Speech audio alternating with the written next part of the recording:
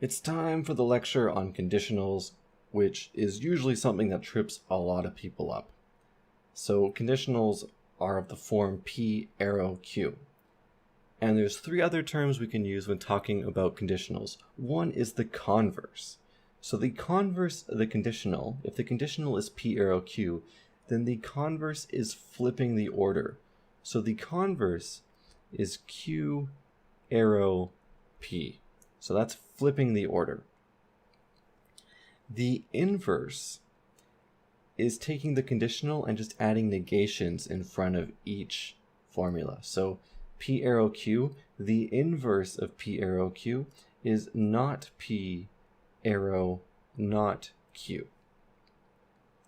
Finally, the contrapositive is doing the converse and the inverse. So the contrapositive is flipping the order and putting a negation before each proposition. So P arrow Q, the contrapositive is not Q arrow not P. So which of these are logically equivalent? Well, the conditional is logically equivalent to the contrapositive, and the converse is logically equivalent to the inverse. So that might seem a little bit counterintuitive, but using the conditional law, we can see this is true. So using the conditional law, P arrow Q is logically equivalent to not P or Q. The contrapositive, not Q arrow not P, is logically equivalent to not Q or not P, but using double negation, we can get rid of the two negatives, and we're left with Q or not P. And these are logically equivalent. Similarly with the converse and the inverse, the converse, Q arrow P, is the same thing as not Q or P, and the inverse would be not P or not Q, and of course the double negation just removes them, and we can see once again these are also equivalent. So keep in mind, this is really the most important thing in this whole video. The conditional is logically equivalent to the contrapositive and nothing else as far as converses and inverses go. So, we talked about the conditional, we introduced the biconditional in a truth table. Let's formally define the biconditional. The biconditional is not a standard operator. It is usually defined in terms of the conditional and the conjunction operator. So P, if and only if Q, is the same thing as P arrow Q and Q arrow P. In fact, we can see this in a truth table. So P, if and only if Q, was 1, 0, 0, 1. So it's true if the values are the same. Now P arrow Q was going to be false when P is true and Q is false. So P arrow Q would be 1, 0, 1, 1. Q arrow P would be 1, 1, 0, 1. Of course, I really should do the P and Q values here too, so you can see exactly what the P and Q values are. Now, what is P arrow Q and Q arrow P? Well, it's true when both of its conjuncts are true.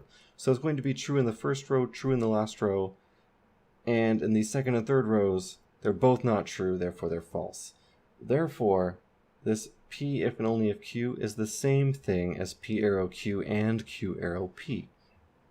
So the biconditional is actually a conjunction of two conditionals, which makes sense because the biconditional is if and only if P arrow Q is the same thing as P only if Q, and Q arrow P is the same thing as P if Q.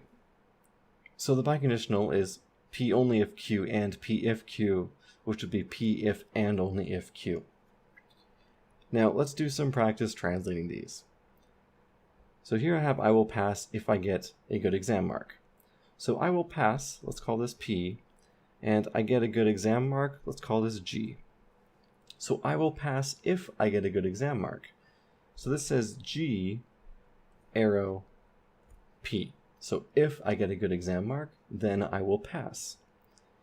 This means that if you get a good exam mark and you don't pass, then it's false because that's a lie.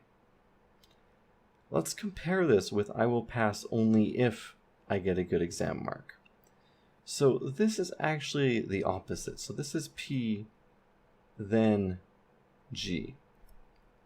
I will pass only if I get a good exam mark. So what this says is if I pass the course, if this is a 1, if I do pass, then I better be getting a good exam mark. So I will pass only if I get a good exam mark. This says if I pass, then I better have gotten a good exam mark. So if I pass, but I don't get a good exam mark, then this is going to be false. I will pass only if I get a good exam mark. This says that I passed even though I didn't get a good exam mark, which is a lie. So that is the difference between if and only if. So just keep that in mind. The thing after if, so I will pass if I get a good exam mark would be G arrow P. So if I get a good exam mark, then I will pass. I will pass only if I get a good exam mark is like saying if I pass, then I will get a good exam mark. And think of it in terms of lying or not.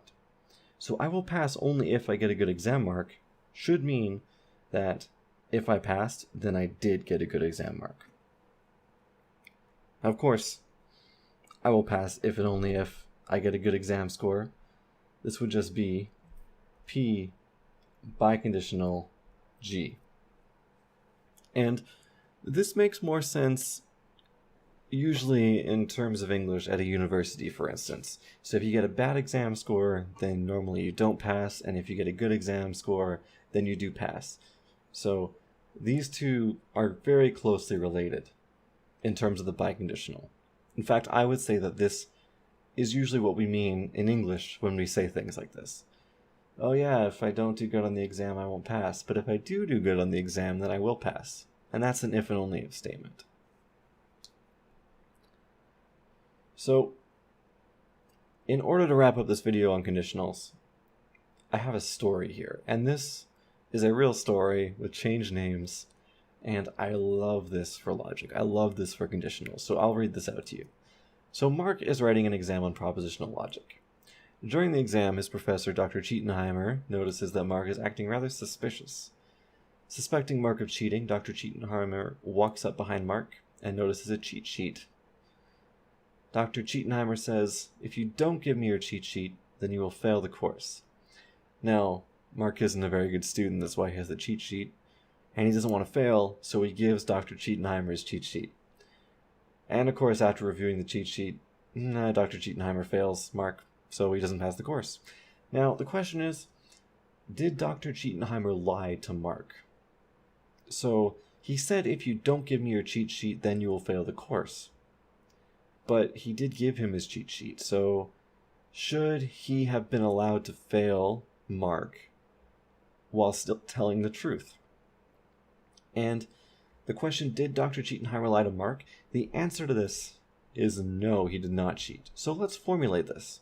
If you don't give me your cheat sheet, so not C, then F. So let me actually put this down here. Not C, then F.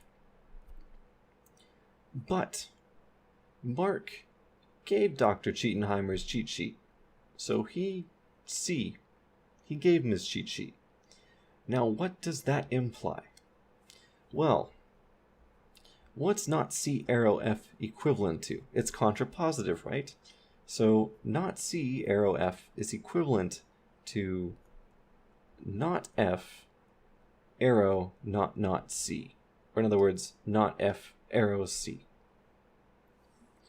Now, this doesn't tell us anything about C. In fact, the inverse would